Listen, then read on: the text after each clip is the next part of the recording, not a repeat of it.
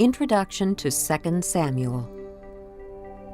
The book of 1 Samuel closes with the death of Israel's first king, Saul. The book of 2 Samuel records the reign of Israel's King David. He ruled for 40 years. David, described in the Bible as a man after God's own heart, brought the nation together, made Jerusalem its religious and political capital, then secured the kingdom's territory. God even promised that David's dynasty would endure forever. However, the turning point in David's life occurred when he sinned by committing adultery and murder. God's promise to David and his descendants was not revoked, but he was haunted for the rest of his reign by family and national crisis. As you listen, notice David's godly qualities of faithfulness, patience, courage, generosity, commitment, honesty, and his broken heart. Valuable lessons can be learned from David's sin and from his repentance. 2 Samuel, chapter 1. After the death of Saul, David returned from defeating the Amalekites and stayed in Ziklag 2 days. On the third day, a man arrived from Saul's camp, with his clothes torn and with dust on his head. When he came to David, he fell to the ground to pay him honor. "Where have you come from?" David asked him. He answered, "I have escaped from the Israelite camp." "What happened?" David asked. "Tell me." He said, "The men fled from the battle. Many of them fell and died, and Saul and his son Jonathan are dead." Then David said to the young man who brought him the report, "How do you know that Saul and his son Jonathan are dead?" "I happened to be on Mount Gilboa," the young man said, "and there was Saul leaning on his spear, with the chariots and riders almost upon him. When he turned around and saw me, he called out to me, and I said, 'What can I do?' He asked me, 'Who are you?' 'An Amalekite,' I answered. Then he said to me, 'Stand over me and kill me. I am in the throes of death, but I'm still alive.' So I stood over him and killed him, because I knew that after he had fallen, he could not survive. And I took the crown that was on his head and the band on his arm, and have brought them here to my lord." Then David and all the men with him took hold of their clothes and tore them. They mourned and wept and fasted till evening for Saul and his son Jonathan, and for the army of the Lord and the house of Israel, because they had fallen by the sword. David said to the young man who brought him the report, "Where are you from?" "I am the son of an alien, an Amalekite." He answered. David asked him, "Why were you not afraid to lift your hand to destroy the Lord's anointed?" Then David called one of his men and said, "Go, strike him down." So he struck him down, and he died. For David had said to him, "Your blood be on your own head. Your own mouth testified against you when you said, 'I killed the Lord's anointed.'" David took up this lament concerning Saul and his son Jonathan, and ordered that the men of Judah be taught this lament of the bow. It is written in the book of Jasher. "Your glory, O Israel, lies slain on your heights. How the mighty have fallen. Tell it not in Gath. Proclaim it not in the streets of Ashkelon. Lest the daughters of the Philistines be glad, lest the daughters of the uncircumcised rejoice. O mountains of Gilboa, may you have neither dew nor rain, nor fields that yield offerings of grain. For there the shield of the mighty was defiled, the shield of Saul, no longer rubbed with oil. From the blood of the slain, from the flesh of the mighty, the bow of Jonathan did not turn back. The sword of Saul did not return unsatisfied. Saul and Jonathan, in life they were loved and gracious, and in death they were not parted. They were swifter than eagles, they were stronger than lions. O daughters of Israel, weep for Saul, who clothed you in scarlet and finery, who adorned your garments with ornaments of gold. How the mighty have fallen in battle. Jonathan lies slain on your heights. I grieve for you, Jonathan, my brother. You were very dear to me. Your love for me was wonderful, more wonderful than that of women. How the mighty have fallen. The weapons of war have perished." Chapter 2. In the course of time, David inquired of the Lord. "Shall I go up to one of the towns of Judah?" He asked. The Lord said, Go up. David asked, Where shall I go?" "To Hebron," the Lord answered. So David went up there with his 2 wives, Ahinoam of Jezreel, and Abigail, the widow of Nabal of Carmel. David also took the men who were with him, each with his family, and they settled in Hebron and its towns. Then the men of Judah came to Hebron, and there they anointed David king over the house of Judah. When David was told that it was the men of Jabesh-Gilead who had buried Saul, he sent messengers to the men of Jabesh-Gilead to say to them, "The Lord bless you for showing this kindness to Saul your master by burying him. May the Lord now show you kindness and faithfulness, and I too will show you the same favor because you have done this. Now then, be strong and brave, for Saul your master is dead, and the house of Judah has anointed me king over them." Meanwhile, Abner, son of Ner, the commander of Saul's army, had taken Ishbosheth, son of Saul, and brought him over to Mahanaim. He made him king over Gilead, Asherai, and Jezreel, and also over Ephraim, Benjamin, and all Israel. Ishbosheth, son of Saul, was 40 years old when he became king over Israel, and he reigned 2 years. The house of Judah, however, followed David. The length of time David was king in Hebron over the house of Judah was 7 years and 6 months. Abner, son of Ner, together with the men of Ishbosheth, son of Saul, left Mahanaim and went to Gibeon. Joab, son of Zeruiah, and David's men went out and met them at the pool of Gibeon. One group sat down on one side of the pool, and one group on the other side.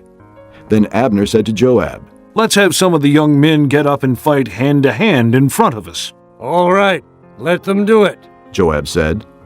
So they stood up and were counted off, 12 men for Benjamin and Ishbosheth, son of Saul, and 12 for David. Then each man grabbed his opponent by the head and thrust his dagger into his opponent's side, and they fell down together. So that place in Gibeon was called Helkath Hazurim. The battle that day was very fierce, and Abner and the men of Israel were defeated by David's men. The 3 sons of Zeruiah were there, Joab, Abishai, and Asahel. Now Asahel was as fleet-footed as a wild gazelle. He chased Abner, turning neither to the right nor to the left as he pursued him. Abner looked behind him and asked, "Is that you, Asahel?" "It is." He answered. Then Abner said to him, "Turn aside to the right or to the left. Take on one of the young men and strip him of his weapons." But Asahel would not stop chasing him. Again Abner warned Asahel, "Stop chasing me! Why should I strike you down? How can I look your brother Joab in the face?" but Asahel refused to give up the pursuit. So Abner thrust the butt of his spear into Asahel's stomach, and the spear came out through his back. He fell there and died on the spot. And every man stopped when he came to the place where Asahel had fallen and died. But Joab and Abishai pursued Abner, and as the sun was setting, they came to the hill of Ammah, near Giah, on the way to the wasteland of Gibeon. Then the men of Benjamin rallied behind Abner. They formed themselves into a group and took their stand on top of a hill. Abner called out to Joab, "Must the sword devour forever? Don't you realize that this will end in bitterness? How long before you order your men to stop pursuing their brothers?" Joab answered, "As surely as God lives, if you had not spoken, the men would have continued the pursuit of their brothers until morning." So Joab blew the trumpet, and all the men came to a halt. They no longer pursued Israel, nor did they fight any more. All that night Abner and his men marched through the Arabah. They crossed the Jordan, continued through the whole Bithron, and came to Mahanaim. Then Joab returned from pursuing Abner and assembled all his men. Besides Asahel, 19 of David's men were found missing. But David's men had killed 360 Benjamites who were with Abner. They took Asahel and buried him in his father's tomb at Bethlehem. Then Joab and his men marched all night and arrived at Hebron by daybreak. Chapter 3. The war between the house of Saul and the house of David lasted a long time. David grew stronger and stronger, while the house of Saul grew weaker and weaker. Sons were born to David in Hebron. His firstborn was Amnon, the son of Ahinoam of Jezreel. His second, Chileab, the son of Abigail, the widow of Nabal of Carmel. The third, Absalom, the son of Maacah, daughter of Talmai, king of Geshur. The fourth, Adonijah, the son of Haggith. The fifth, Shephatiah, the son of Abidal. And the sixth, Ithream, the son of David's wife Eglah. These were born to David in Hebron. During the war between the house of Saul and the house of David, Abner had been strengthening his own position in the house of Saul. Now Saul had had a concubine named Rizpah, daughter of Aiah. And Ishbosheth said to Abner, "Why did you sleep with my father's concubine?" Abner was very angry because of what Ishbosheth said, and he answered, Am I a dog's head on Judah's side? This very day I am loyal to the house of your father Saul and to his family and friends. I haven't handed you over to David, yet now you accuse me of an offense involving this woman. May God deal with Abner, be it ever so severely, if I do not do for David what the Lord promised him on oath, and transfer the kingdom from the house of Saul, and establish David's throne over Israel and Judah from Dan to Beersheba." Ishbosheth did not dare to say another word to Abner, because he was afraid of him. Then Abner sent messengers on his behalf to say to David, "Whose land is it? Make an agreement with me, and I will help you bring all Israel over to you." Good, said David. I will make an agreement with you, but I demand one thing of you. Do not come into my presence unless you bring Michal, daughter of Saul, when you come to see me. Then David sent messengers to Ishbosheth, son of Saul, demanding, "Give me my wife Michal, whom I betrothed to myself for the price of 100 Philistine foreskins." So Ishbosheth gave orders and had her taken away from her husband Paltiel, son of Laish. Her husband, however, went with her, weeping behind her, all the way to Bahurim. Then Abner said to him, "Go back home." So he went back. Abner conferred with the elders of Israel and said, "For some time you have wanted to make David your king. Now do it.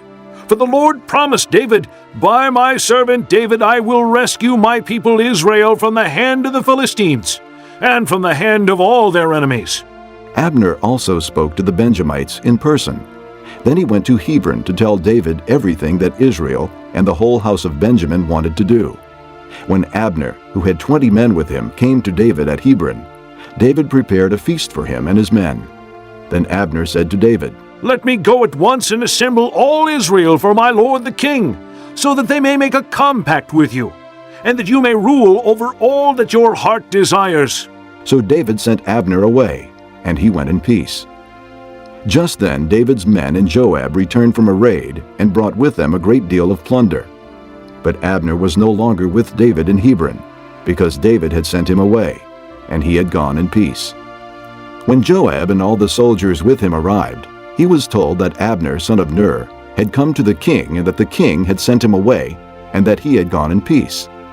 So Joab went to the king and said, "What have you done? Look, Abner came to you. Why did you let him go? Now he is gone. You know Abner, son of Ner. He came to deceive you and observe your movements and find out everything you are doing." Joab then left David and sent messengers after Abner, and they brought him back from the well of Sirah. But David did not know it. Now when Abner returned to Hebron, Joab took him aside into the gateway, as though to speak with him privately. And there, to avenge the blood of his brother Asahel, Joab stabbed him in the stomach, and he died. Later, when David heard about this, he said, I and my kingdom are forever innocent before the Lord concerning the blood of Abner, son of Ner. May his blood fall upon the head of Joab, and upon all his father's house. May Joab's house never be without someone who has a running sore, or leprosy, or who leans on a crutch, or who falls by the sword, or who lacks food.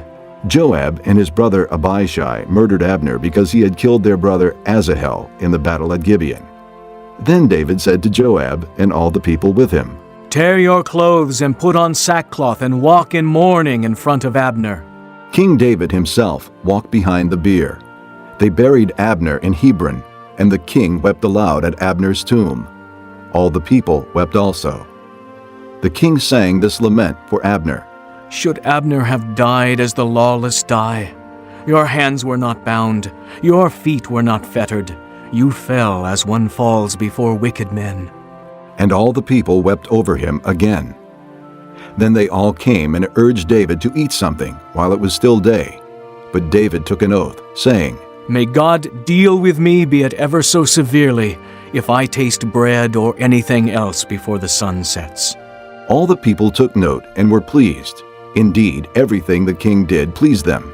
So on that day, all the people and all Israel knew that the king had no part in the murder of Abner, son of Ner.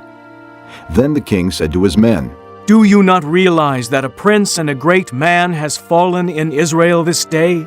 And today, though I am the anointed king, I am weak, and these sons of Zeruiah are too strong for me. May the Lord repay the evildoer according to his evil deeds. Chapter 4. When Ishbosheth, son of Saul, heard that Abner had died in Hebron, he lost courage, and all Israel became alarmed. Now Saul's son had 2 men who were leaders of raiding bands. One was named Baanah, and the other Rechab. They were sons of Rimmon the Beerothite, from the tribe of Benjamin.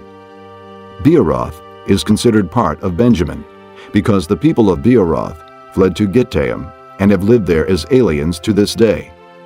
Jonathan, son of Saul, had a son who was lame in both feet. He was 5 years old when the news about Saul and Jonathan came from Jezreel. His nurse picked him up and fled, but as she hurried to leave, he fell and became crippled. His name was Mephibosheth. Now Rechab and Baanah, the sons of Rimmon the Beerothite, set out for the house of Ishbosheth.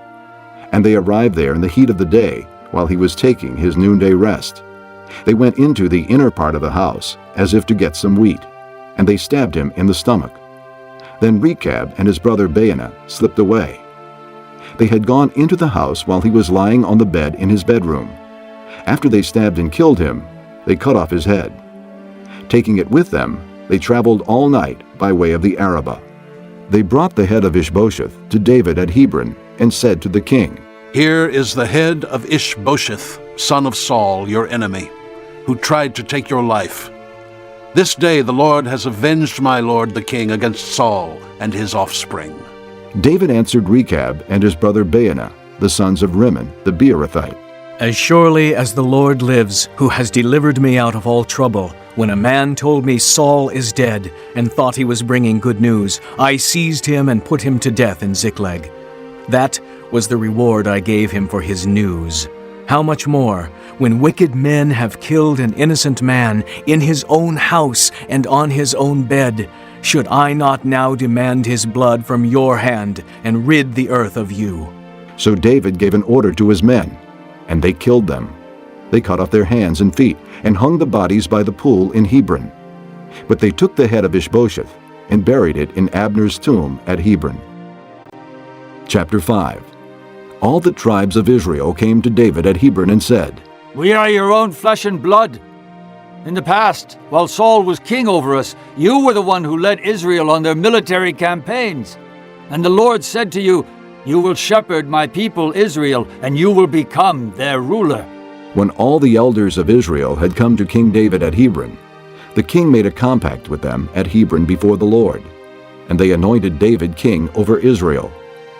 David was 30 years old when he became king, and he reigned 40 years. In Hebron he reigned over Judah 7 years and 6 months, and in Jerusalem he reigned over all Israel and Judah 33 years. The king and his men marched to Jerusalem to attack the Jebusites, who lived there. The Jebusites said to David, You will not get in here. Even the blind and the lame can ward you off. They thought. David cannot get in here. Nevertheless, David captured the fortress of Zion, the city of David. On that day, David said, Anyone who conquers the Jebusites will have to use the water shaft to reach those lame and blind who are David's enemies. That is why they say, The blind and lame will not enter the palace.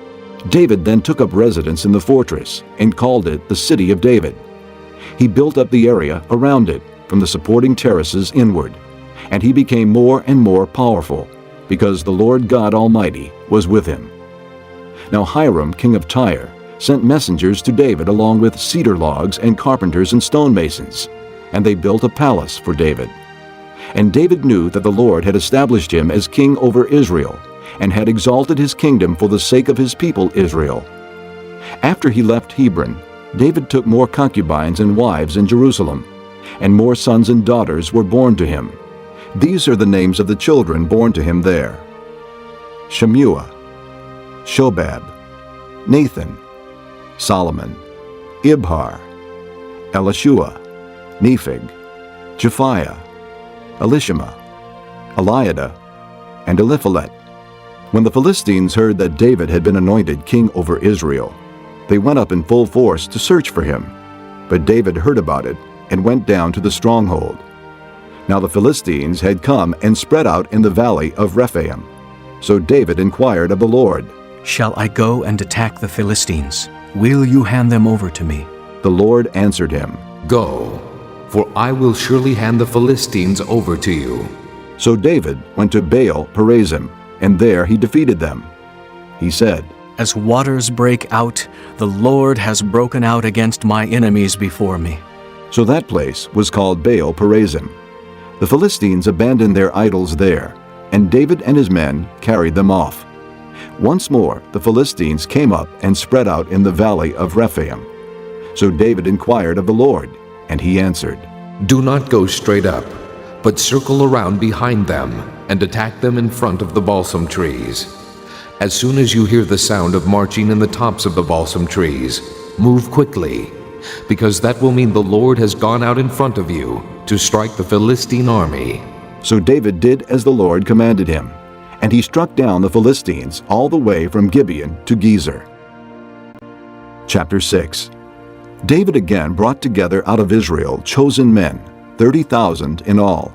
He and all his men set out from Baalah of Judah to bring up from there the ark of God, which is called by the name of the Lord Almighty, who is enthroned between the cherubim that are on the ark. They set the ark of God on a new cart and brought it from the house of Abinadab, which was on the hill. Uzzah and Ahio, sons of Abinadab, were guiding the new cart with the ark of God on it, and Ahio was walking in front of it. David and the whole house of Israel were celebrating with all their might before the Lord, with songs and with harps, lyres, tambourines, sistrums, and cymbals. When they came to the threshing floor of Nacon, Uzzah reached out and took hold of the ark of God, because the oxen stumbled. The Lord's anger burned against Uzzah because of his irreverent act. Therefore God struck him down, and he died there beside the ark of God. Then David was angry because the Lord's wrath had broken out against Uzzah, and to this day that place is called Perez Uzzah. David was afraid of the Lord that day, and said, How can the ark of the Lord ever come to me? He was not willing to take the ark of the Lord to be with him in the city of David. Instead, he took it aside to the house of Obed-Edom the Gittite. The ark of the Lord remained in the house of Obed-Edom the Gittite for 3 months, and the Lord blessed him and his entire household. Now King David was told, The Lord has blessed the household of Obed-Edom and everything he has because of the ark of God. So David went down and brought up the ark of God from the house of Obed-Edom to the city of David with rejoicing. When those who were carrying the ark of the Lord had taken 6 steps, he sacrificed a bull and a fattened calf. David, wearing a linen ephod, danced before the Lord with all his might, while he and the entire house of Israel brought up the ark of the Lord with shouts and the sound of trumpets. As the ark of the Lord was entering the city of David, Michal, daughter of Saul, watched from a window. And when she saw King David leaping and dancing before the Lord, she despised him in her heart. They brought the ark of the Lord and set it in its place inside the tent that David had pitched for it. And David sacrificed burnt offerings and fellowship offerings before the Lord. After he had finished sacrificing the burnt offerings and fellowship offerings, he blessed the people in the name of the Lord Almighty. Then he gave a loaf of bread, a cake of dates, and a cake of raisins to each person in the whole crowd of Israelites, both men and women. And all the people went to their homes. When David returned home to bless his household, Michal, daughter of Saul, came out to meet him and said, How the king of Israel has distinguished himself today, disrobing in the sight of the slave girls of his servants, as any vulgar fellow would. David said to Michal, It was before the Lord who chose me rather than your father or anyone from his house, when he appointed me ruler over the Lord's people, Israel. I will celebrate before the Lord. I will become even more undignified than this, and I will be humiliated in my own eyes. But by these slave girls you spoke of, I will be held in honor." And Michal, daughter of Saul, had no children to the day of her death. Chapter 7. After the king was settled in his palace, and the Lord had given him rest from all his enemies around him, he said to Nathan the prophet, "Here I am, living in a palace of cedar, while the ark of God remains in a tent." Nathan replied to the king, Whatever you have in mind, go ahead and do it, for the Lord is with you. That night the word of the Lord came to Nathan, saying, "Go and tell my servant David, this is what the Lord says. Are you the one to build me a house to dwell in? I have not dwelt in a house from the day I brought the Israelites up out of Egypt to this day. I have been moving from place to place with a tent as my dwelling. Wherever I have moved with all the Israelites, did I ever say to any of their rulers, whom I commanded to shepherd my people Israel, 'Why have you not built me a house of cedar?' Now then, tell my servant David, this is what the Lord Almighty says. I took you from the pasture and from following the flock to be ruler over my people Israel. I have been with you wherever you have gone, and I have cut off all your enemies from before you. Now I will make your name great, like the names of the greatest men of the earth. And I will provide a place for my people Israel, and will plant them so that they can have a home of their own, and no longer be disturbed. Wicked people will not oppress them anymore, as they did at the beginning, and have done ever since the time I appointed leaders over my people Israel. I will also give you rest from all your enemies. The Lord declares to you that the Lord himself will establish a house for you. When your days are over and you rest with your fathers, I will raise up your offspring to succeed you, who will come from your own body, and I will establish his kingdom. He is the one who will build a house for my name, and I will establish the throne of his kingdom forever. I will be his father, and he will be my son. When he does wrong, I will punish him with the rod of men, with floggings inflicted by men. But my love will never be taken away from him, as I took it away from Saul, whom I removed from before you. Your house and your kingdom will endure forever before me. Your throne will be established forever." Nathan reported to David all the words of this entire revelation. Then King David went in and sat before the Lord, and he said, "Who am I, O sovereign Lord, and what is my family, that you have brought me this far? And as if this were not enough in your sight, O sovereign Lord, you have also spoken about the future of the house of your servant. Is this your usual way of dealing with man, O sovereign Lord? What more can David say to you? For you know your servant, O sovereign Lord. For the sake of your word and according to your will, you have done this great thing and made it known to your servant. How great you are, O sovereign Lord! There is no one like you, and there is no God but you, as we have heard with our own ears. And who is like your people Israel, the one nation on earth that God went out to redeem as a people for himself, and to make a name for himself, and to perform great and awesome wonders by driving out nations and their gods from before your people, whom you redeemed from Egypt? You have established your people Israel as your very own forever, and you, O Lord, have become their God. And now, Lord God, keep forever the promise you have made concerning your servant and his house. Do as you promised, so that your name will be great forever. Then men will say, 'The Lord Almighty is God over Israel,' and the house of your servant David will be established before you. O Lord Almighty, God of Israel, you have revealed this to your servant, saying, 'I will build a house for you.' So your servant has found courage to offer you this prayer. O sovereign Lord, you are God. Your words are trustworthy, and you have promised these good things to your servant. Now be pleased to bless the house of your servant, that it may continue forever in your sight. For you, O sovereign Lord, have spoken, and with your blessing the house of your servant will be blessed forever. Chapter 8. In the course of time, David defeated the Philistines and subdued them, and he took Metheg-Ammah from the control of the Philistines. David also defeated the Moabites. He made them lie down on the ground and measured them off with a length of cord. Every 2 lengths of them were put to death, and the 3rd length was allowed to live. So the Moabites became subject to David and brought tribute. Moreover, David fought Hadad-ezer, son of Rehob, king of Zobah, when he went to restore his control along the Euphrates River. David captured 1,000 of his chariots, 7,000 charioteers, and 20,000 foot soldiers. He hamstrung all but 100 of the chariot horses. When the Arameans of Damascus came to help Hadad-ezer, king of Zobah, David struck down 22,000 of them. He put garrisons in the Aramean kingdom of Damascus, and the Arameans became subject to him and brought tribute. The Lord gave David victory wherever he went. David took the gold shields that belonged to the officers of Hadad-ezer and brought them to Jerusalem. From Tebah and Berothai, towns that belonged to Hadad-ezer, King David took a great quantity of bronze. When Tu, king of Hamath, heard that David had defeated the entire army of Hadad-ezer, he sent his son Joram to King David to greet him and congratulate him on his victory in battle over Hadad-ezer, who had been at war with Tu.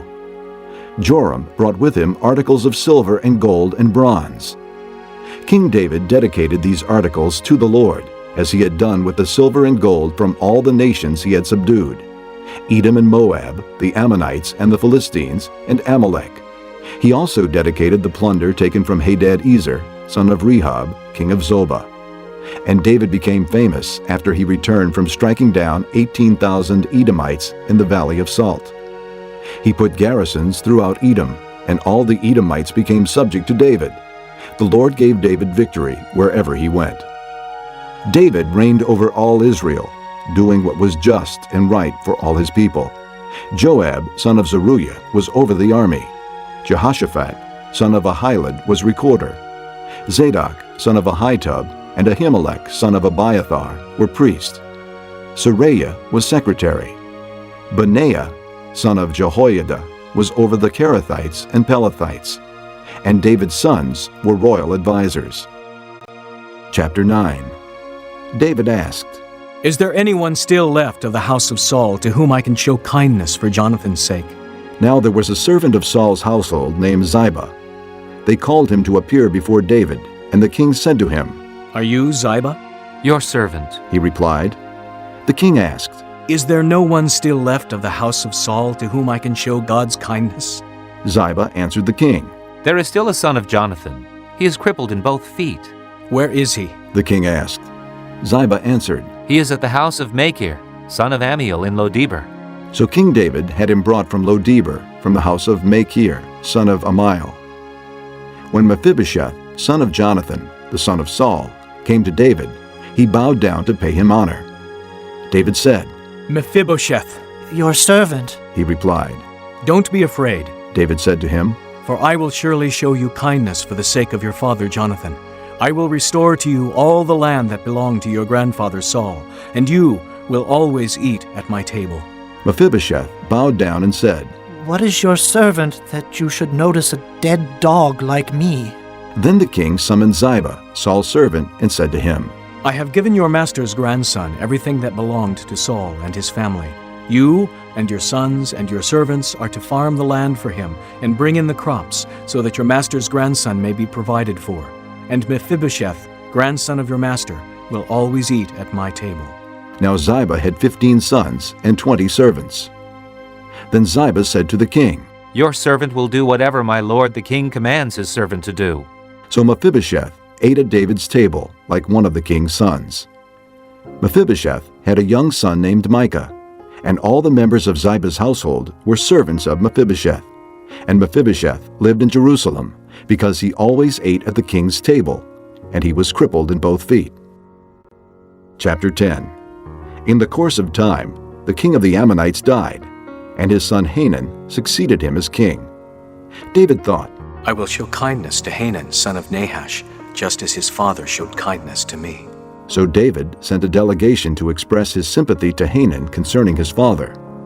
When David's men came to the land of the Ammonites, the Ammonite nobles said to Hanun, their lord, "Do you think David is honoring your father by sending men to you to express sympathy? Hasn't David sent them to you to explore the city and spy it out and overthrow it?" So Hanun seized David's men, shaved off half of each man's beard, cut off their garments in the middle at the buttocks, and sent them away.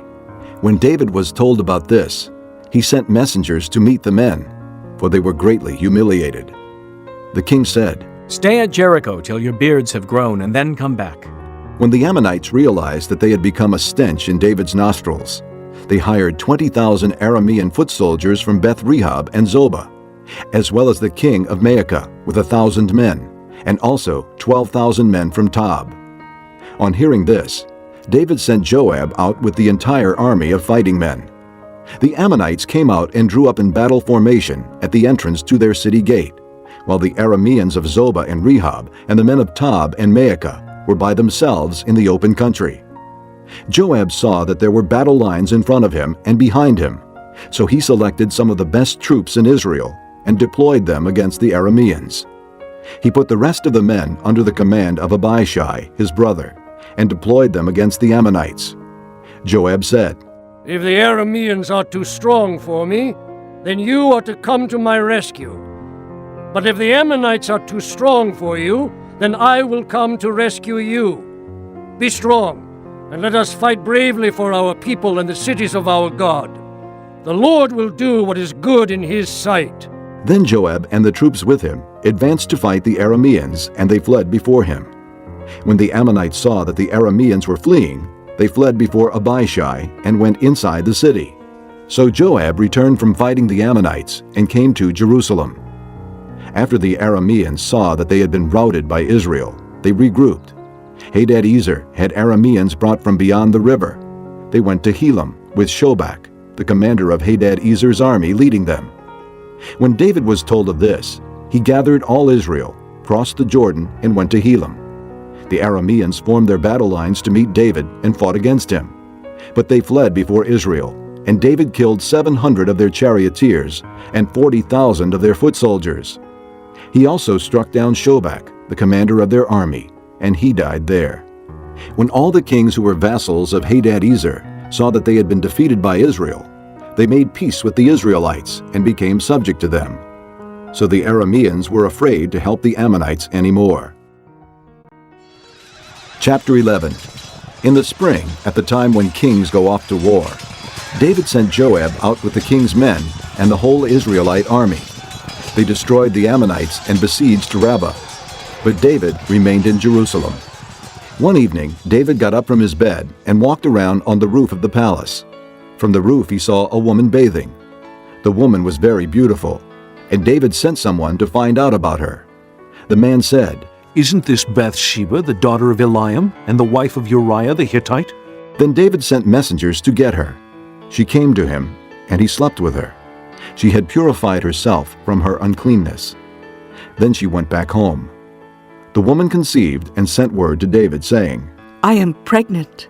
So David sent this word to Joab, "Send me Uriah the Hittite." And Joab sent him to David. When Uriah came to him, David asked him how Joab was, how the soldiers were, and how the war was going. Then David said to Uriah, "Go down to your house and wash your feet." So Uriah left the palace, and a gift from the king was sent after him. But Uriah slept at the entrance to the palace with all his master's servants, and did not go down to his house. When David was told, Uriah did not go home, he asked him, "Haven't you just come from a distance? Why didn't you go home?" Uriah said to David, The ark and Israel and Judah are staying in tents, and my master Joab and my lord's men are camped in the open fields. How could I go to my house to eat and drink and lie with my wife? As surely as you live, I will not do such a thing." Then David said to him, "Stay here one more day, and tomorrow I will send you back." So Uriah remained in Jerusalem that day and the next. At David's invitation, he ate and drank with him, and David made him drunk. But in the evening, Uriah went out to sleep on his mat among his master's servants. He did not go home.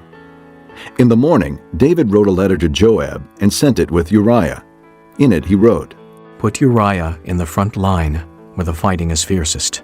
Then withdraw from him so he will be struck down and die." So while Joab had the city under siege, he put Uriah at a place where he knew the strongest defenders were. When the men of the city came out and fought against Joab, some of the men in David's army fell. Moreover, Uriah the Hittite died. Joab sent David a full account of the battle. He instructed the messenger, "When you have finished giving the king this account of the battle, the king's anger may flare up, and he may ask you, 'Why did you get so close to the city to fight? Didn't you know they would shoot arrows from the wall? Who killed Abimelech, son of Jerubbesheth? Didn't a woman throw an upper millstone on him from the wall, so that he died in Thebez? Why did you get so close to the wall?'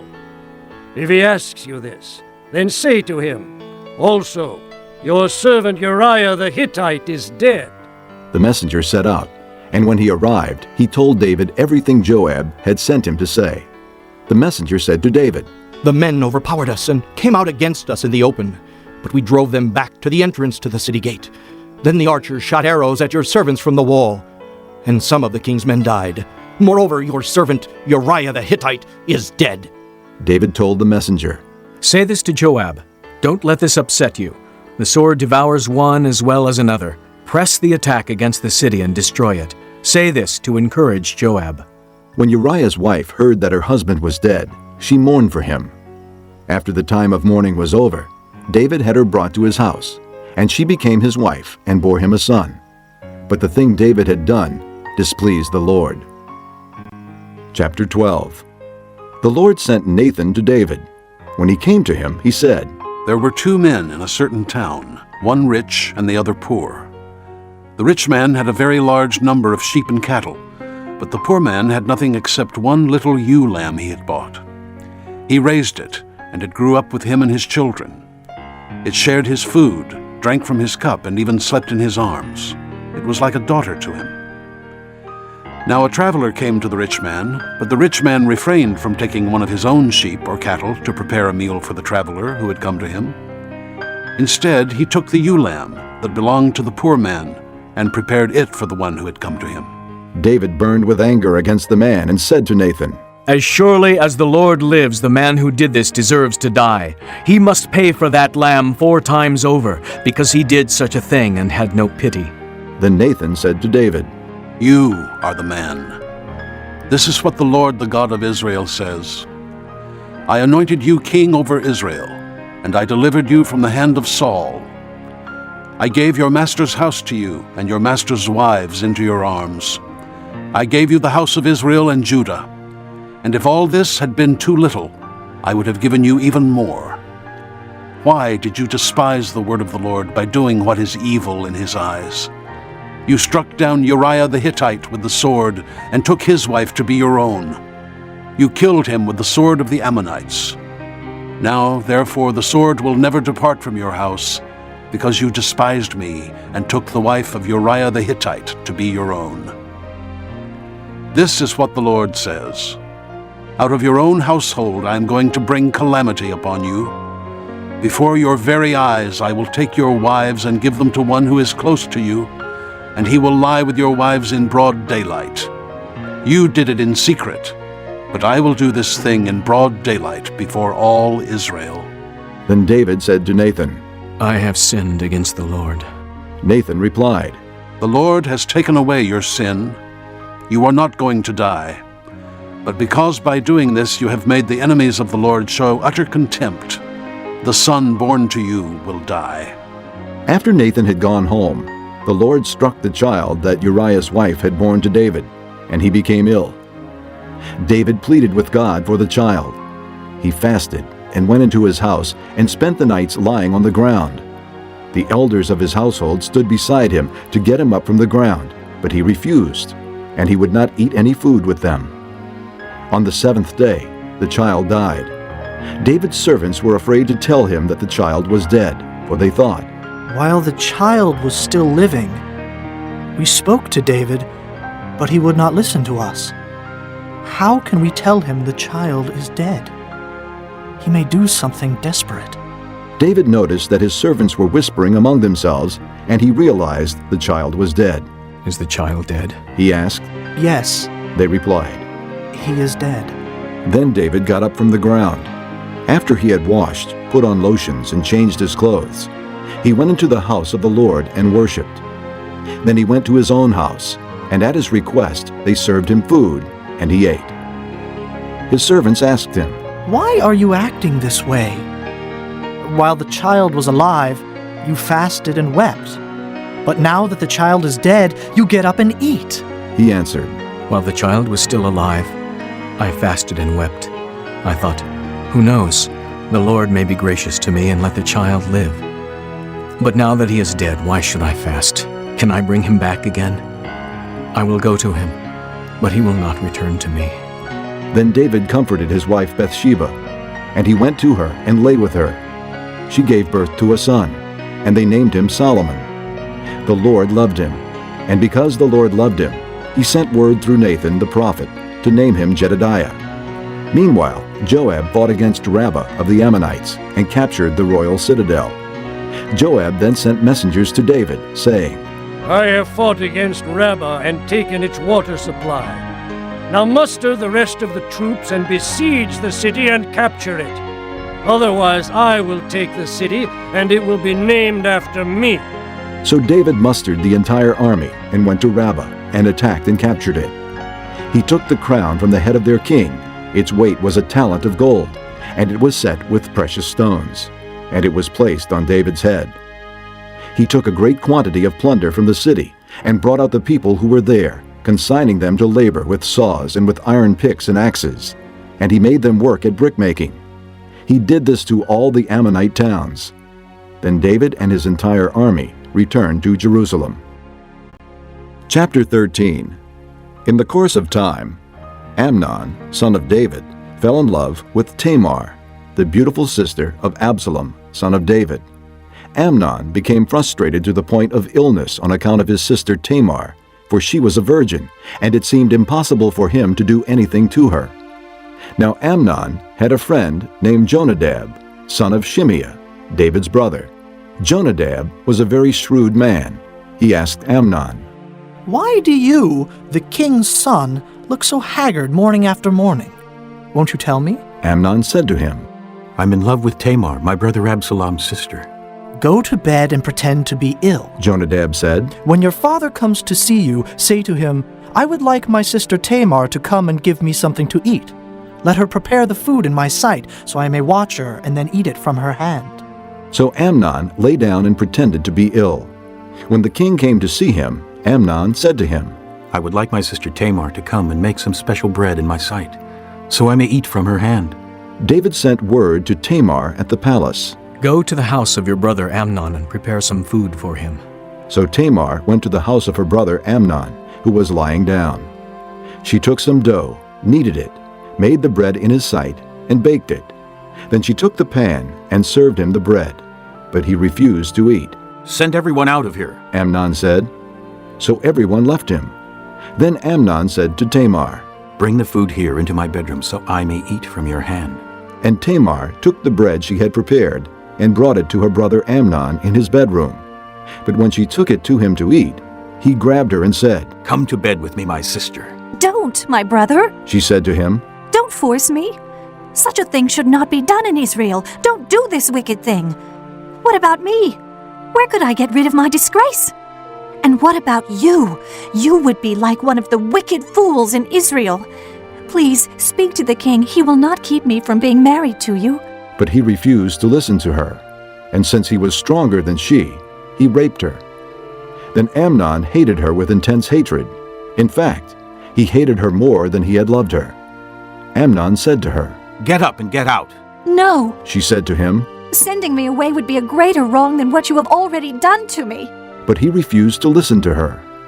He called his personal servant and said, Get this woman out of here and bolt the door after her. So his servant put her out and bolted the door after her. She was wearing a richly ornamented robe, for this was the kind of garment the virgin daughters of the king wore. Tamar put ashes on her head and tore the ornamented robe she was wearing. She put her hand on her head and went away, weeping aloud as she went. Her brother Absalom said to her, "Has that Amnon, your brother, been with you? Be quiet now, my sister. He is your brother. Don't take this thing to heart." And Tamar lived in her brother Absalom's house, a desolate woman. When King David heard all this, he was furious. Absalom never said a word to Amnon, either good or bad. He hated Amnon because he had disgraced his sister Tamar. 2 years later, when Absalom's sheep shearers were at Baal-Hazor near the border of Ephraim, he invited all the king's sons to come there. Absalom went to the king and said, "Your servant has had shearers come. Will the king and his officials please join me?" "No, my son," the king replied. "All of us should not go. We would only be a burden to you." Although Absalom urged him, he still refused to go, but gave him his blessing. Then Absalom said, "If not, please let my brother Amnon come with us." The king asked him, "Why should he go with you?" But Absalom urged him, so he sent with him Amnon and the rest of the king's sons. Absalom ordered his men, "Listen, when Amnon is in high spirits from drinking wine, and I say to you, 'Strike Amnon down,' then kill him. Don't be afraid. Have not I given you this order? Be strong and brave." So Absalom's men did to Amnon what Absalom had ordered. Then all the king's sons got up, mounted their mules, and fled. While they were on their way, the report came to David. Absalom has struck down all the king's sons. Not one of them is left. The king stood up, tore his clothes, and lay down on the ground, and all his servants stood by with their clothes torn. But Jonadab, son of Shimeah, David's brother, said, "My lord should not think that they killed all the princes. Only Amnon is dead. This has been Absalom's expressed intention ever since the day Amnon raped his sister Tamar. My lord the king should not be concerned about the report that all the king's sons are dead. Only Amnon is dead." Meanwhile, Absalom had fled. Now the man standing watch looked up and saw many people on the road west of him, coming down the side of the hill. The watchman went and told the king, "I see men in the direction of Horonaim, on the side of the hill." Jonadab said to the king, "See, the king's sons are here. It has happened just as your servant said." As he finished speaking, the king's sons came in, wailing loudly. The king, too, and all his servants wept very bitterly. Absalom fled and went to Talmai, son of Ammihud, the king of Geshur. But King David mourned for his son every day. After Absalom fled and went to Geshur, he stayed there 3 years. And the spirit of the king longed to go to Absalom, for he was consoled concerning Amnon's death. Chapter 14. Joab, son of Zeruiah, knew that the king's heart longed for Absalom. So Joab sent someone to Tekoa, and had a wise woman brought from there. He said to her, "Pretend you are in mourning. Dress in mourning clothes, and don't use any cosmetic lotions. Act like a woman who has spent many days grieving for the dead. Then go to the king and speak these words to him." And Joab put the words in her mouth. When the woman from Tekoa went to the king, she fell with her face to the ground to pay him honor, and she said, "Help me, O king." The king asked her, "What is troubling you?" She said, "I am indeed a widow. My husband is dead. I, your servant, had 2 sons. They got into a fight with each other in the field, and no one was there to separate them. One struck the other and killed him. Now the whole clan has risen up against your servant. They say, 'Hand over the one who struck his brother down, so that we may put him to death for the life of his brother whom he killed. Then we will get rid of the heir as well.' They would put out the only burning coal I have left, leaving my husband neither name nor descendant on the face of the earth." The king said to the woman, "Go home, and I will issue an order in your behalf." But the woman from Tekoa said to him, "My lord the king, let the blame rest on me and on my father's family, and let the king and his throne be without guilt." The king replied, "If anyone says anything to you, bring him to me, and he will not bother you again." She said, "Then let the king invoke the Lord his God to prevent the avenger of blood from adding to the destruction, so that my son will not be destroyed." "As surely as the Lord lives," he said, "not one hair of your son's head will fall to the ground." Then the woman said, "Let your servant speak a word to my lord the king." "Speak," he replied. The woman said, Why then have you devised a thing like this against the people of God? When the king says this, does he not convict himself? For the king has not brought back his banished son. Like water spilled on the ground, which cannot be recovered, so we must die. But God does not take away life. Instead, he devises ways so that a banished person may not remain estranged from him. And now I have come to say this to my lord the king, because the people have made me afraid. Your servant thought, I will speak to the king. Perhaps he will do what his servant asks. Perhaps the king will agree to deliver his servant from the hand of the man who is trying to cut off both me and my son from the inheritance God gave us. And now your servant says, May the word of my lord the king bring me rest. For my lord the king is like an angel of God in discerning good and evil. May the Lord your God be with you. Then the king said to the woman, Do not keep from me the answer to what I am going to ask you. Let my lord the king speak. The woman said. The king asked, Isn't the hand of Joab with you in all this? The woman answered, As surely as you live, my lord the king, no one can turn to the right or to the left from anything my lord the king says. Yes, it was your servant Joab who instructed me to do this, and who put all these words into the mouth of your servant. Your servant Joab did this to change the present situation. My lord has wisdom like that of an angel of God. He knows everything that happens in the land. The king said to Joab, Very well, I will do it. Go, bring back the young man Absalom. Joab fell with his face to the ground to pay him honor, and he blessed the king. Joab said, Today your servant knows that he has found favor in your eyes, my lord the king, because the king has granted his servant's request. Then Joab went to Geshur and brought Absalom back to Jerusalem. But the king said, He must go to his own house. He must not see my face. So Absalom went to his own house and did not see the face of the king. In all Israel there was not a man so highly praised for his handsome appearance as Absalom. From the top of his head to the sole of his foot there was no blemish in him.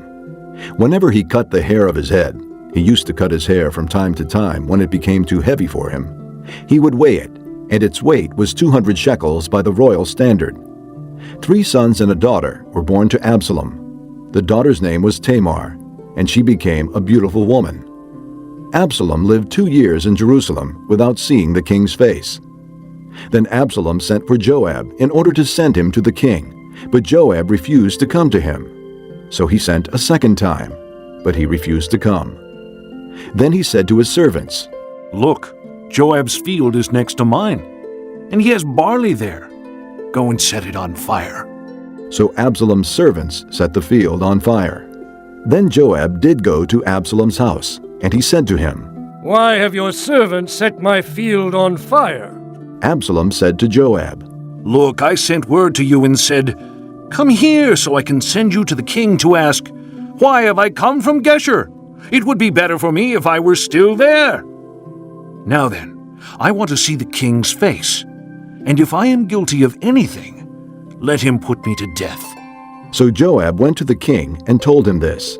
Then the king summoned Absalom, and he came in and bowed down with his face to the ground before the king. And the king kissed Absalom. Chapter 15. In the course of time, Absalom provided himself with a chariot and horses, and with 50 men to run ahead of him. He would get up early and stand by the side of the road leading to the city gate. Whenever anyone came with a complaint to be placed before the king for a decision, Absalom would call out to him, What town are you from? He would answer, Your servant is from one of the tribes of Israel. Then Absalom would say to him, Look, your claims are valid and proper, but there is no representative of the king to hear you. And Absalom would add, If only I were appointed judge in the land, then everyone who has a complaint or case could come to me, and I would see that he gets justice. Also, whenever anyone approached him to bow down before him, Absalom would reach out his hand, take hold of him, and kiss him. Absalom behaved in this way toward all the Israelites who came to the king, asking for justice, and so he stole the hearts of the men of Israel. At the end of 4 years, Absalom said to the king, "Let me go to Hebron and fulfill a vow I made to the Lord. While your servant was living at Geshur in Aram, I made this vow. If the Lord takes me back to Jerusalem, I will worship the Lord in Hebron." The king said to him, "Go in peace." So he went to Hebron. Then Absalom sent secret messengers throughout the tribes of Israel to say, "As soon as you hear the sound of the trumpets, then say, 'Absalom is king in Hebron.'" 200 men from Jerusalem had accompanied Absalom. They had been invited as guests and went quite innocently, knowing nothing about the matter. While Absalom was offering sacrifices, he also sent for Ahithophel the Gilonite, David's counselor, to come from Gilo, his hometown. And so the conspiracy gained strength, and Absalom's following kept on increasing. A messenger came and told David, "The hearts of the men of Israel are with Absalom."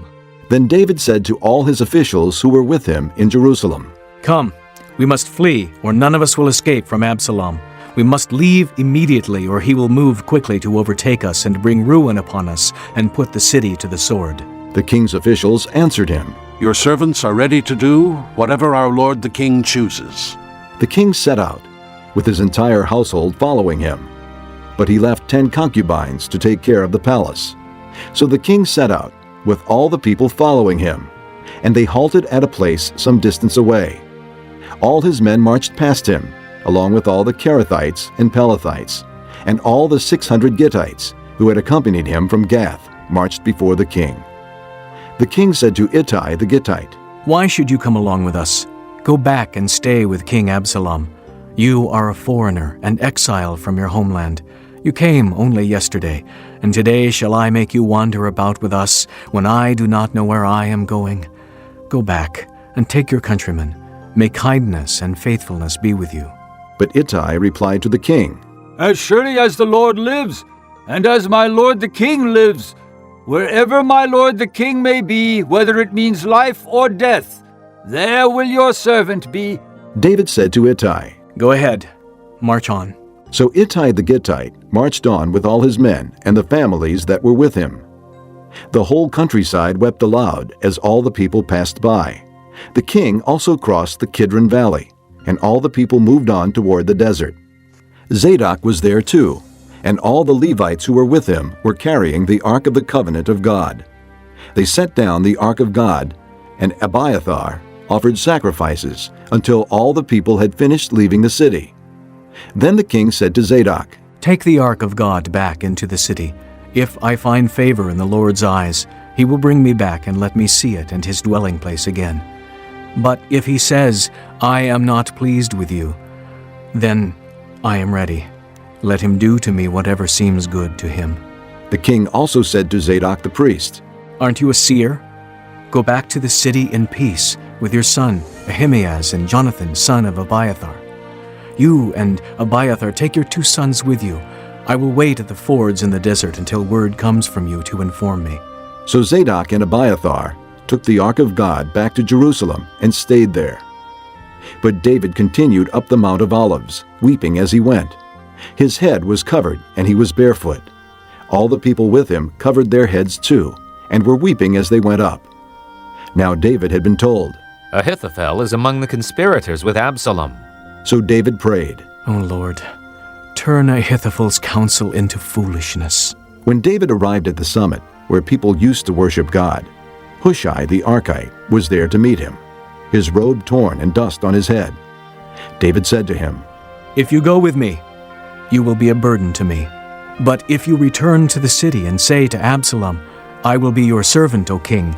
I was your father's servant in the past, but now I will be your servant,' then you can help me by frustrating Ahithophel's advice. Won't the priests Zadok and Abiathar be there with you? Tell them anything you hear in the king's palace. Their 2 sons, Ahimaaz, son of Zadok, and Jonathan, son of Abiathar, are there with them. Send them to me with anything you hear." So David's friend Hushai arrived at Jerusalem as Absalom was entering the city. Chapter 16. When David had gone a short distance beyond the summit, there was Ziba, the steward of Mephibosheth, waiting to meet him. He had a string of donkeys saddled and loaded with 200 loaves of bread, 100 cakes of raisins, 100 cakes of figs, and a skin of wine. The king asked Ziba, "Why have you brought these?" Ziba answered, "The donkeys are for the king's household to ride on. The bread and fruit are for the men to eat, and the wine is to refresh those who become exhausted in the desert." The king then asked, "Where is your master's grandson?" Ziba said to him, "He is staying in Jerusalem, because he thinks, 'Today the house of Israel will give me back my grandfather's kingdom.'" Then the king said to Ziba, "All that belonged to Mephibosheth is now yours." "I humbly bow," Ziba said. "May I find favor in your eyes, my lord the king."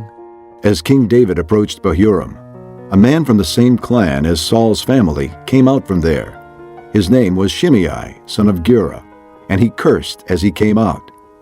He pelted David and all the king's officials with stones, though all the troops and the special guard were on David's right and left.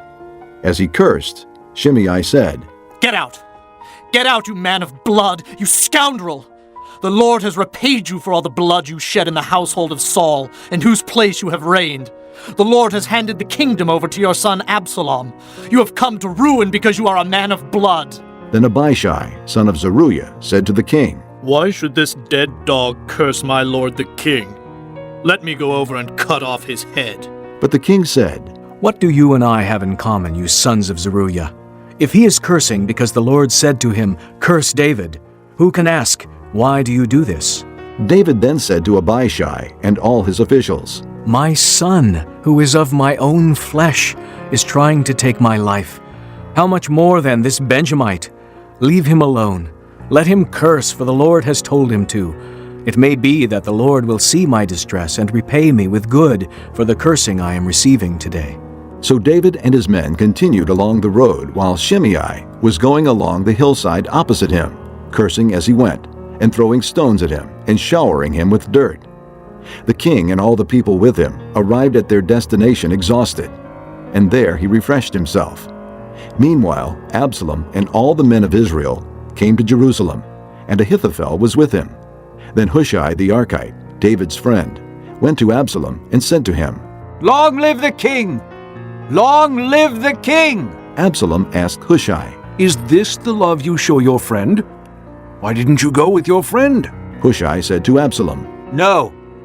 The one chosen by the Lord, by these people, and by all the men of Israel, his I will be, and I will remain with him. Furthermore, whom should I serve? Should I not serve the son? Just as I served your father, so I will serve you." Absalom said to Ahithophel, "Give us your advice. What should we do?" Ahithophel answered, "Lie with your father's concubines, whom he left to take care of the palace. Then all Israel will hear that you have made yourself a stench in your father's nostrils, and the hands of everyone with you will be strengthened." So they pitched a tent for Absalom on the roof, and he lay with his father's concubines in the sight of all Israel. Now in those days, the advice Ahithophel gave was like that of one who inquires of God. That was how both David and Absalom regarded all of Ahithophel's advice. Chapter 17. Ahithophel said to Absalom, "I would choose 12,000 men and set out tonight in pursuit of David. I would attack him while he is weary and weak. I would strike him with terror, and then all the people with him will flee. I would strike down only the king and bring all the people back to you. The death of the man you seek will mean the return of all. All the people will be unharmed." This plan seemed good to Absalom and to all the elders of Israel. But Absalom said, "Summon also Hushai the Archite, so we can hear what he has to say." When Hushai came to him, Absalom said, "Ahithophel has given this advice. Should we do what he says? If not, give us your opinion." Hushai replied to Absalom, "The advice Ahithophel has given is not good this time. You know your father and his men. They are fighters, and as fierce as a wild bear robbed of her cubs. Besides, your father is an experienced fighter. He will not spend the night with the troops. Even now, he is hidden in a cave or some other place. If he should attack your troops first, whoever hears about it will say, 'There has been a slaughter among the troops who follow Absalom.' Then even the bravest soldier, whose heart is like the heart of a lion, will melt with fear. For all Israel knows that your father is a fighter and that those with him are brave. So I advise you, let all Israel, from Dan to Beersheba, as numerous as the sand on the seashore, be gathered to you, with you yourself leading them into battle. Then we will attack him wherever he may be found, and we will fall on him as dew settles on the ground. Neither he nor any of his men will be left alive. If he withdraws into his city, then all Israel will bring ropes to that city, and we will drag it down to the valley until not even a piece of it can be found. Absalom and all the men of Israel said, The advice of Hushai the Archite is better than that of Ahithophel. For the Lord had determined to frustrate the good advice of Ahithophel in order to bring disaster on Absalom. Hushai told Zadok and Abiathar the priests, Ahithophel has advised Absalom and the elders of Israel to do such and such, but I have advised them to do so and so. Now send a message immediately and tell David, do not spend the night at the fords in the desert. Cross over without fail, or the king and all the people with him will be swallowed up. Jonathan and Ahimaaz were staying at Enrogel. A servant girl was to go and inform them, and they were to go and tell King David, for they could not risk being seen entering the city. But a young man saw them and told Absalom, so the two of them left quickly and went to the house of a man in Bahurim. He had a well in his courtyard, and they climbed down into it. His wife took a covering and spread it out over the opening of the well and scattered grain over it. No one knew anything about it. When Absalom's men came to the woman at the house, they asked, Where are Ahimaaz and Jonathan? The woman answered them, They crossed over the brook. The men searched but found no one, so they returned to Jerusalem. After the men had gone, the two climbed out of the well and went to inform King David. They said to him, Set out and cross the river at once. Ahithophel has advised such and such against you. So David and all the people with him set out and crossed the Jordan. By daybreak, no one was left who had not crossed the Jordan. When Ahithophel saw that his advice had not been followed, he saddled his donkey and set out for his house in his hometown. He put his house in order and then hanged himself. So he died and was buried in his father's tomb. David went to Mahanaim, and Absalom crossed the Jordan with all the men of Israel. Absalom had appointed Amasa over the army in place of Joab.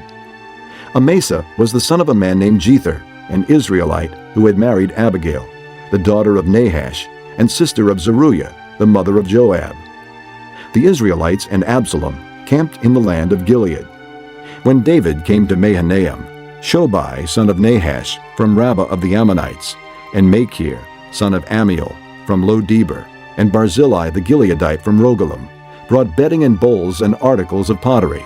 They also brought wheat and barley, flour and roasted grain, beans and lentils, honey and curds, sheep, and cheese from cow's milk for David and his people to eat. For they said, The people have become hungry and tired and thirsty in the desert. Chapter 18. David mustered the men who were with him, and appointed over them commanders of thousands and commanders of hundreds. David sent the troops out, a third under the command of Joab, a third under Joab's brother Abishai son of Zeruiah, and a third under Ittai the Gittite. The king told the troops, I myself will surely march out with you. But the men said, You must not go out. If we are forced to flee, they won't care about us. Even if half of us die, they won't care. But you are worth 10,000 of us. It would be better now for you to give us support from the city. The king answered, I will do whatever seems best to you. So the king stood beside the gate, while all the men marched out in units of hundreds and of thousands. The king commanded Joab, Abishai, and Ittai, Be gentle with the young man Absalom, for my sake. And all the troops heard the king giving orders concerning Absalom to each of the commanders. The army marched into the field to fight Israel, and the battle took place in the forest of Ephraim. There the army of Israel was defeated by David's men, and the casualties that day were great, 20,000 men. The battle spread out over the whole countryside, and the forest claimed more lives that day than the sword. Now Absalom happened to meet David's men. He was riding his mule, and as the mule went under the thick branches of a large oak, Absalom's head got caught in the tree. He was left hanging in midair, while the mule he was riding kept on going. When one of the men saw this, he told Joab, I just saw Absalom hanging in an oak tree. Joab said to the man who had told him this, What? You saw him? Why didn't you strike him to the ground right there? Then I would have had to give you 10 shekels of silver and a warrior's belt. But the man replied, Even if 1,000 shekels were weighed out into my hands, I would not lift my hand against the king's son. In our hearing, the king commanded you and Abishai and Ittai, protect the young man Absalom for my sake. And if I had put my life in jeopardy, and nothing is hidden from the king, you would have kept your distance from me. Joab said, I'm not going to wait like this for you. So he took 3 javelins in his hand and plunged them into Absalom's heart, while Absalom was still alive in the oak tree. And 10 of Joab's armor-bearers surrounded Absalom, struck him, and killed him. Then Joab sounded the trumpet, and the troops stopped pursuing Israel, for Joab halted them. They took Absalom, threw him into a big pit in the forest, and piled up a large heap of rocks over him. Meanwhile, all the Israelites fled to their homes. During his lifetime, Absalom had taken a pillar and erected it in the king's valley as a monument to himself, for he thought, I have no son to carry on the memory of my name. He named the pillar after himself, and it is called Absalom's monument to this day. Now Ahimaaz, son of Zadok, said, Let me run and take the news to the king, that the Lord has delivered him from the hand of his enemies. You are not the one to take the news today. Joab told him. You may take the news another time, but you must not do so today, because the king's son is dead. Then Joab said to a Cushite, Go, tell the king what you have seen. The Cushite bowed down before Joab and ran off. Ahimaaz, son of Zadok, again said to Joab, Come what may, please let me run behind the Cushite. But Joab replied, My son, why do you want to go? You don't have any news that will bring you a reward. He said, Come what may, I want to run. So Joab said, Run. Then Ahimaaz ran by way of the plain and outran the Cushite. While David was sitting between the inner and outer gates, the watchman went up to the roof of the gateway by the wall. As he looked out, he saw a man running alone. The watchman called out to the king and reported it. The king said, If he is alone, he must have good news. And the man came closer and closer. Then the watchman saw another man running, and he called down to the gatekeeper. Look, another man running alone. The king said, He must be bringing good news too. The watchman said, It seems to me that the first one runs like Ahimaaz, son of Zadok. He's a good man. The king said. He comes with good news. Then Ahimaaz called out to the king. All is well. He bowed down before the king with his face to the ground and said, Praise be to the Lord your God. He has delivered up the men who lifted their hands against my lord the king. The king asked, Is the young man Absalom safe? Ahimaaz answered, I saw great confusion, just as Joab was about to send the king's servant and me, your servant, but I don't know what it was. The king said, Stand aside and wait here. So he stepped aside and stood there. Then the Cushite arrived and said, My lord the king, hear the good news. The Lord has delivered you today from all who rose up against you. The king asked the Cushite, Is the young man Absalom safe? The Cushite replied, May the enemies of my lord the king and all who rise up to harm you be like that young man. The king was shaken. He went up to the room over the gateway and wept. As he went, he said, Oh, my son Absalom, my son Absalom, if only I had died instead of you. Oh, Absalom, my son. Chapter 19. Joab was told, The king is weeping and mourning for Absalom. And for the whole army, the victory that day was turned into mourning, because on that day the troops heard it said, The king is grieving for his son. The men stole into the city that day as men steal in who are ashamed when they flee from battle. The king covered his face and cried aloud, Oh, my son Absalom! Oh, Absalom, my son! Then Joab went into the house to the king and said, Today you have humiliated all your men, who have just saved your life, and the lives of your sons and daughters, and the lives of your wives and concubines. You love those who hate you, and hate those who love you. You have made it clear today that the commanders and their men mean nothing to you. I see that you would be pleased if Absalom were alive today and all of us were dead. Now go out and encourage your men. I swear by the Lord that if you don't go out, not a man will be left with you by nightfall. This will be worse for you than all the calamities that have come upon you from your youth till now." So the king got up and took his seat in the gateway. When the men were told, "The king is sitting in the gateway," they all came before him.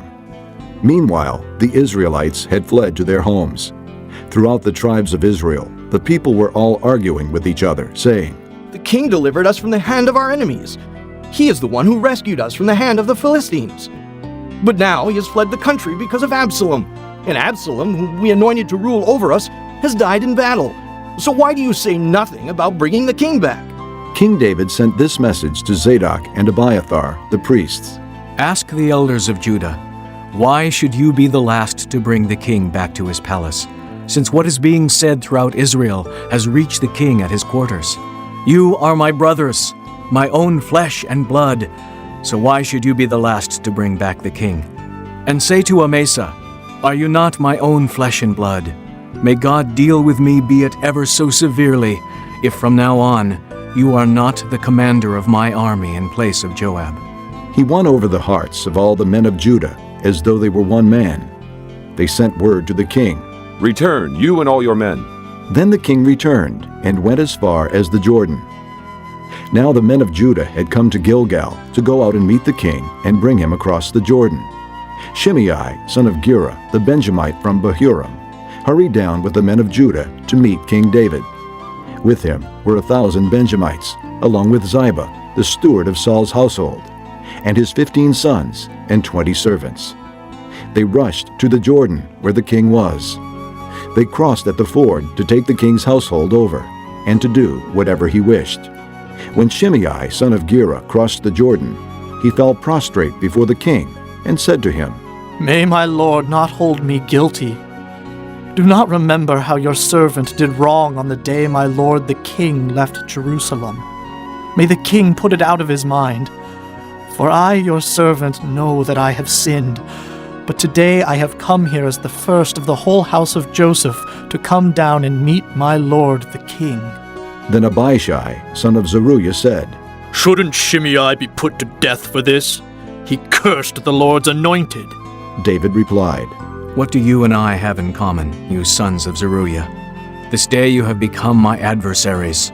Should anyone be put to death in Israel today? Do I not know that today I am king over Israel? So the king said to Shimei, You shall not die. And the king promised him on oath. Mephibosheth, Saul's grandson, also went down to meet the king. He had not taken care of his feet, or trimmed his mustache, or washed his clothes from the day the king left until the day he returned safely. When he came from Jerusalem to meet the king asked him, Why didn't you go with me, Mephibosheth? He said, "My lord the king, since I your servant am lame, I said, I will have my donkey saddled and will ride on it, so I can go with the king. But Ziba my servant betrayed me, and he has slandered your servant to my lord the king. My lord the king is like an angel of God, so do whatever pleases you.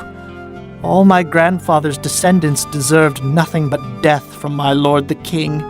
But you gave your servant a place among those who eat at your table. So what right do I have to make any more appeals to the king?" The king said to him, Why say more? I order you and Ziba to divide the fields. Mephibosheth said to the king, "Let him take everything, now that my lord the king has arrived home safely." Barzillai the Gileadite also came down from Rogelim to cross the Jordan with the king, and to send him on his way from there. Now Barzillai was a very old man, 80 years of age. He had provided for the king during his stay in Mahanaim, for he was a very wealthy man. The king said to Barzillai, Cross over with me and stay with me in Jerusalem, and I will provide for you.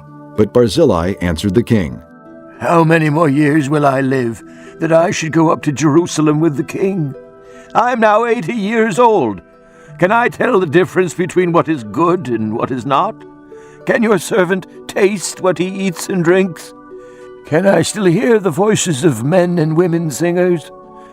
Why should your servant be an added burden to my lord the king? Your servant will cross over the Jordan with the king for a short distance, but why should the king reward me in this way? Let your servant return, that I may die in my own town, near the tomb of my father and mother. But here is your servant Kimham. Let him cross over with my lord the king. Do for him whatever pleases you. The king said, Kimham shall cross over with me, and I will do for him whatever pleases you, and anything you desire from me I will do for you. So all the people crossed the Jordan, and then the king crossed over. The king kissed Barzillai and gave him his blessing, and Barzillai returned to his home. When the king crossed over to Gilgal, Kimham crossed with him. All the troops of Judah and half the troops of Israel had taken the king over. Soon all the men of Israel were coming to the king and saying to him, Why did our brothers, the men of Judah, steal the king away and bring him and his household across the Jordan, together with all his men? All the men of Judah answered the men of Israel, We did this because the king is closely related to us. Why are you angry about it? Have we eaten any of the king's provisions? Have we taken anything for ourselves? Then the men of Israel answered the men of Judah, We have 10 shares in the king, and besides, we have a greater claim on David than you have. So why do you treat us with contempt? Were we not the first to speak of bringing back our king? But the men of Judah responded even more harshly than the men of Israel. Chapter 20. Now a troublemaker named Sheba, son of Bichri, a Benjamite, happened to be there. He sounded the trumpet and shouted, We have no share in David, no part in Jesse's son. Every man to his tent, O Israel! So all the men of Israel deserted David to follow Sheba, son of Bichri. But the men of Judah stayed by their king all the way from the Jordan to Jerusalem. When David returned to his palace in Jerusalem, he took the 10 concubines he had left to take care of the palace and put them in a house under guard. He provided for them, but did not lie with them. They were kept in confinement till the day of their death, living as widows.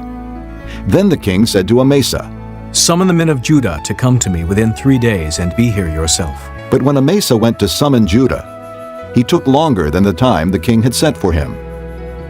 David said to Abishai, Now Sheba, son of Bichri, will do us more harm than Absalom did. Take your master's men and pursue him, or he will find fortified cities and escape from us. So Joab's men and the Kerethites and Pelethites and all the mighty warriors went out under the command of Abishai. They marched out from Jerusalem to pursue Sheba, son of Bichri. While they were at the great rock in Gibeon, Amasa came to meet them. Joab was wearing his military tunic, and strapped over it at his waist was a belt with a dagger in its sheath. As he stepped forward, it dropped out of its sheath. Joab said to Amasa, How are you, my brother? Then Joab took Amasa by the beard with his right hand to kiss him. Amasa was not on his guard against the dagger in Joab's hand, and Joab plunged it into his belly, and his intestines spilled out on the ground. Without being stabbed again, Amasa died. Then Joab and his brother Abishai pursued Sheba, son of Bichri. One of Joab's men stood beside Amasa and said, Whoever favors Joab, and whoever is for David, let him follow Joab. Amasa lay wallowing in his blood in the middle of the road, and the man saw that all the troops came to a halt there. When he realized that everyone who came up to Amasa stopped, he dragged him from the road into a field and threw a garment over him. After Amasa had been removed from the road, all the men went on with Joab to pursue Sheba, son of Bichri. Sheba passed through all the tribes of Israel to Abel-Beth-Maachah, and through the entire region of the Berites, who gathered together and followed him. All the troops with Joab came and besieged Sheba in Abel-Beth-Maachah. They built a siege ramp up to the city, and it stood against the outer fortifications. While they were battering the walls to bring it down, a wise woman called from the city, Listen, listen. Tell Joab to come here so I can speak to him. He went toward her, and she asked, Are you Joab? I am. He answered. She said, Listen to what your servant has to say. I'm listening. He said. She continued, Long ago they used to say, Get your answer at Abel, and that settled it. We are the peaceful and faithful in Israel. You are trying to destroy a city that is a mother in Israel. Why do you want to swallow up the Lord's inheritance? Far be it from me. Joab replied. Far be it from me to swallow up or destroy. That is not the case. A man named Sheba, son of Bichri, from the hill country of Ephraim, has lifted up his hand against the king, against David. Hand over this one man, and I'll withdraw from the city. The woman said to Joab, His head will be thrown to you from the wall. Then the woman went to all the people with her wise advice, and they cut off the head of Sheba son of Bichri and threw it to Joab. So he sounded the trumpet, and his men dispersed from the city, each returning to his home. And Joab went back to the king in Jerusalem. Joab was over Israel's entire army. Benaiah son of Jehoiada was over the Kerethites and Pelethites. Adoniram was in charge of forced labor. Jehoshaphat son of Ahilud was recorder. Sheva was secretary. Zadok and Abiathar were priests. And Ira the Jairite was David's priest. Chapter 21. During the reign of David, there was a famine for 3 successive years. So David sought the face of the Lord.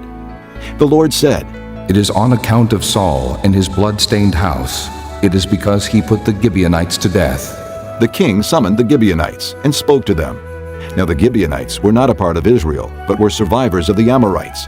The Israelites had sworn to spare them, but Saul, in his zeal for Israel and Judah, had tried to annihilate them. David asked the Gibeonites, What shall I do for you? How shall I make amends so that you will bless the Lord's inheritance? The Gibeonites answered him, We have no right to demand silver or gold from Saul or his family, nor do we have the right to put anyone in Israel to death. What do you want me to do for you? David asked. They answered the king, As for the man who destroyed us and plotted against us so that we have been decimated and have no place anywhere in Israel, let 7 of his male descendants be given to us to be killed and exposed before the Lord at Gibeah of Saul, the Lord's chosen one. So the king said, I will give them to you. The king spared Mephibosheth, son of Jonathan, the son of Saul, because of the oath before the Lord between David and Jonathan, son of Saul. But the king took Armoni and Mephibosheth, the 2 sons of Aiah's daughter, Rizpah, whom she had borne to Saul, together with the 5 sons of Saul's daughter, Merab, whom she had borne to Adriel, son of Barzillai, the Maholathite. He handed them over to the Gibeonites, who killed and exposed them on a hill before the Lord.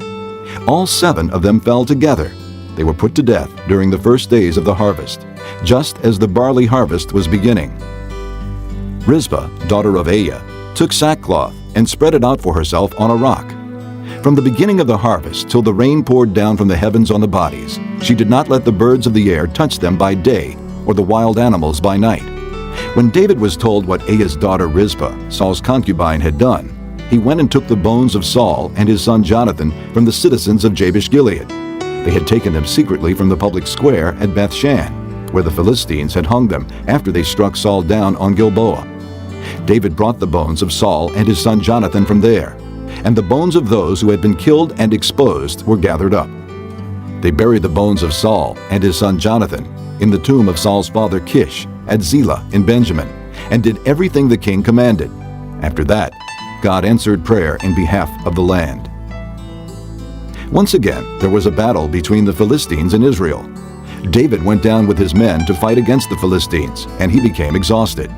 And Ishbi-Benob, one of the descendants of Rapha, whose bronze spearhead weighed 300 shekels, and who was armed with a new sword, said he would kill David. But Abishai, son of Zeruiah, came to David's rescue. He struck the Philistine down and killed him. Then David's men swore to him, saying, Never again will you go out with us to battle, so that the lamp of Israel will not be extinguished. In the course of time, there was another battle with the Philistines at Gob. At that time, Sibbecai, the Hushathite, killed Saph, one of the descendants of Rapha. In another battle with the Philistines at Gob, Elhanan, son of Jaarith-Oregim, the Bethlehemite, killed Goliath the Gittite, who had a spear with a shaft like a weaver's rod. In still another battle, which took place at Gath, there was a huge man with 6 fingers on each hand and 6 toes on each foot, 24 in all. He also was descended from Rapha. When he taunted Israel, Jonathan, son of Shimeah, David's brother, killed him. These 4 were descendants of Rapha in Gath, and they fell at the hands of David and his men. Chapter 22. David sang to the Lord the words of this song when the Lord delivered him from the hand of all his enemies and from the hand of Saul. He said, The Lord is my rock, my fortress and my deliverer. My God is my rock in whom I take refuge, my shield and the horn of my salvation. He is my stronghold, my refuge and my Savior. From violent men you save me. I call to the Lord who is worthy of praise, and I am saved from my enemies. The waves of death swirled about me. The torrents of destruction overwhelmed me. The cords of the grave coiled around me. The snares of death confronted me. In my distress, I called to the Lord. I called out to my God. From his temple, he heard my voice. My cry came to his ears. The earth trembled and quaked. The foundations of the heavens shook. They trembled because he was angry. Smoke rose from his nostrils. Consuming fire came from his mouth. Burning coals blazed out of it. He parted the heavens and came down. Dark clouds were under his feet. He mounted the cherubim and flew. He soared on the wings of the wind. He made darkness his canopy around him, the dark rain clouds of the sky. Out of the brightness of his presence, bolts of lightning blazed forth. The Lord thundered from heaven. The voice of the Most High resounded. He shot arrows and scattered the enemies, bolts of lightning and routed them. The valleys of the sea were exposed, and the foundations of the earth laid bare at the rebuke of the Lord, at the blast of breath from his nostrils. He reached down from on high and took hold of me. He drew me out of deep waters. He rescued me from my powerful enemy, from my foes who were too strong for me. They confronted me in the day of my disaster, but the Lord was my support. He brought me out into a spacious place. He rescued me because he delighted in me. The Lord has dealt with me according to my righteousness. According to the cleanness of my hands, he has rewarded me. For I have kept the ways of the Lord. I have not done evil by turning from my God. All his laws are before me. I have not turned away from his decrees. I have been blameless before him and have kept myself from sin. The Lord has rewarded me according to my righteousness, according to my cleanness in his sight. To the faithful you show yourself faithful. To the blameless you show yourself blameless. To the pure you show yourself pure. But to the crooked you show yourself shrewd. You save the humble, but your eyes are on the haughty to bring them low. You are my lamp, O Lord. The Lord turns my darkness into light. With your help, I can advance against a troop. With my God, I can scale a wall. As for God, his way is perfect. The word of the Lord is flawless. He is a shield for all who take refuge in him. For who is God besides the Lord? And who is the rock except our God? It is God who arms me with strength and makes my way perfect. He makes my feet like the feet of a deer. He enables me to stand on the heights. He trains my hands for battle. My arms can bend a bow of bronze. You give me your shield of victory. You stoop down to make me great. You broaden the path beneath me so that my ankles do not turn. I pursued my enemies and crushed them. I did not turn back till they were destroyed. I crushed them completely, and they could not rise. They fell beneath my feet. You armed me with strength for battle. You made my adversaries bow at my feet. You made my enemies turn their backs in flight, and I destroyed my foes. They cried for help, but there was no one to save them. To the Lord, but he did not answer. I beat them as fine as the dust of the earth. I pounded and trampled them like mud in the streets. You have delivered me from the attacks of my people. You have preserved me as the head of nations. People I did not know are subject to me, and foreigners come cringing to me. As soon as they hear me, they obey me. They all lose heart. They come trembling from their strongholds. The Lord lives! Praise be to my rock! Exalted be God, the rock, my Savior. He is the God who avenges me, who puts the nations under me, who sets me free from my enemies. You exalted me above my foes. From violent men you rescued me.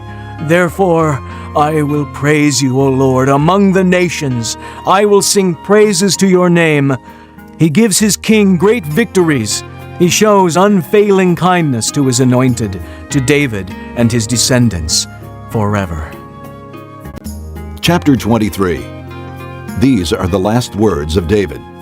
The oracle of David, son of Jesse. The oracle of the man exalted by the Most High, the man anointed by the God of Jacob, Israel's singer of songs. The Spirit of the Lord spoke through me. His word was on my tongue. The God of Israel spoke. The Rock of Israel said to me, when one rules over men in righteousness, when he rules in the fear of God, he is like the light of morning at sunrise, on a cloudless morning, like the brightness after rain that brings the grass from the earth. Is not my house right with God? Has he not made with me an everlasting covenant, arranged and secured in every part? Will he not bring to fruition my salvation and grant me my every desire? But evil men are all to be cast aside like thorns, which are not gathered with the hand. Whoever touches thorns uses a tool of iron or the shaft of a spear. They are burned up where they lie. These are the names of David's mighty men. Josheb-Bishebeth, a Tekemonite, was chief of the three. He raised his spear against 800 men, whom he killed in one encounter. Next to him was Eleazar, son of Dodai, the Ahohite. As one of the three mighty men, he was with David when they taunted the Philistines gathered at Pasdammim for battle. Then the men of Israel retreated, but he stood his ground and struck down the Philistines till his hand grew tired and froze to the sword. The Lord brought about a great victory that day. The troops returned to Eleazar, but only to strip the dead. Next to him was Shammah, son of Agi, the Hararite. When the Philistines banded together at a place where there was a field full of lentils, Israel's troops fled from them. But Shammah took his stand in the middle of the field. He defended it and struck the Philistines down, and the Lord brought about a great victory. During harvest time, 3 of the 30 chief men came down to David at the cave of Adullam, while a band of Philistines was encamped in the valley of Rephaim. At that time, David was in the stronghold, and the Philistine garrison was at Bethlehem. David longed for water and said, "Oh, that someone would get me a drink of water from the well near the gate of Bethlehem." So the 3 mighty men broke through the Philistine lines, drew water from the well near the gate of Bethlehem, and carried it back to David. But he refused to drink it. Instead, he poured it out before the Lord. "Far be it from me, O Lord, to do this," he said. "Is it not the blood of men who went at the risk of their lives?" And David would not drink it. Such were the exploits of the 3 mighty men.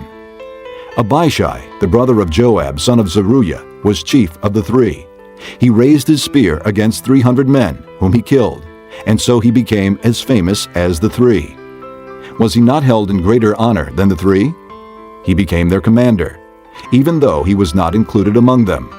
Benaiah, son of Jehoiada, was a valiant fighter from Kabzeel, who performed great exploits. He struck down 2 of Moab's best men. He also went down into a pit on a snowy day and killed a lion, and he struck down a huge Egyptian. Although the Egyptian had a spear in his hand, Benaiah went against him with a club. He snatched the spear from the Egyptian's hand and killed him with his own spear. Such were the exploits of Benaiah, son of Jehoiada. He too was as famous as the 3 mighty men. He was held in greater honor than any of the 30, but he was not included among the 3. And David put him in charge of his bodyguard. Among the 30 were Asahel, the brother of Joab, Elhanan, son of Dodo, from Bethlehem, Shammah the Haradite, Elika the Haradite, Helez the Paltite, Ira, son of Ikesh, from Tekoa, Abiezer from Anathoth, Mebunai the Hushathite, Zalman the Ahohite, Maharai the Netophathite, Heled, son of Baanah the Netophathite, Ithai, son of Ribai, from Gibeah in Benjamin, Benaiah the Pirathonite, Hiddai from the ravines of Gaash, Abi-Albon the Arbathite, Asmaveth the Barhumite, Eliabah the Shaalbonite, the sons of Jashan, Jonathan son of Shammah the Hararite, Ahiam son of Sherar the Hararite,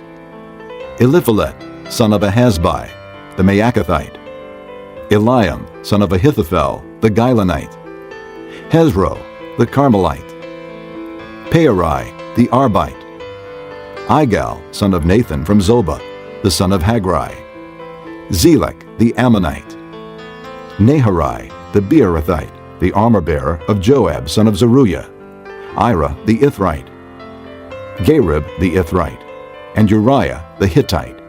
There were 37 in all. Chapter 24. Again the anger of the Lord burned against Israel, and he incited David against them, saying, Go and take a census of Israel and Judah.